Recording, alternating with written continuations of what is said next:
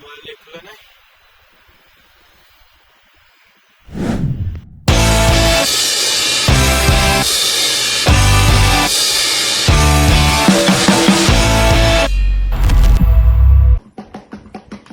Ayun na nga guys, naisipan naming bumalik sa Lake Holon. Pero nasira yung cellphone ko kaya di ako nakapag-video. Kaya ito na lang yung mga kuha ng mga kaibigan ko. Kinumpile ko na lang. Let's go. What's up guys? Nandito kami ngayon sa Kissing Stone at kinikiss namin yung mga stone. Ito yung mga kasama namin guys, mga muka silang paa. Walang talaga yung katanggap-tanggap yung muka dito. Oh yes. So ayun na nga, at this point, wala na tayong video. Puro na lang ito slideshow kasi nasira nga yung cellphone ko guys. Ayan, nandyan, akit na kami sa view deck. At ayan, nakarating na kami. Ang ganda talaga ng Lake Holon guys. Tingnan nyo. Ayan, more pictures of me kasi video ko to eh. Bakit ba? Oh, ano. Ayan, nandyan guys, nakarating na kami sa campsite.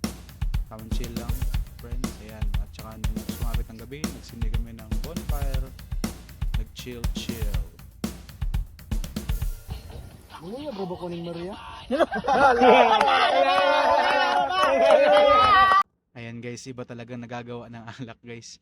Kaya ayan, chill na lang kami hanggang sa napagod at natulog at kinaumagahan. Ito na mga nangyari. Ayan, kape-kape na guys.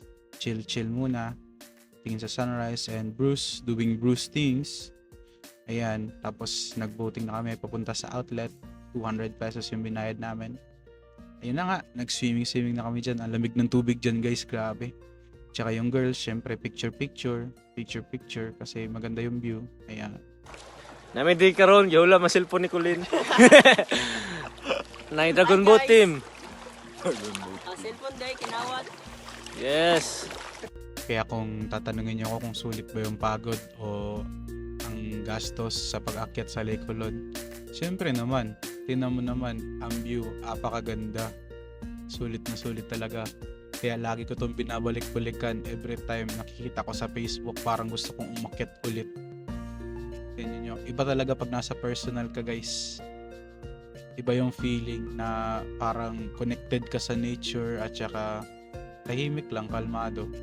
At masaya pag masaya yung kasama. Kaya ayun guys, punta na kayo dito, hindi kayo magsisisi.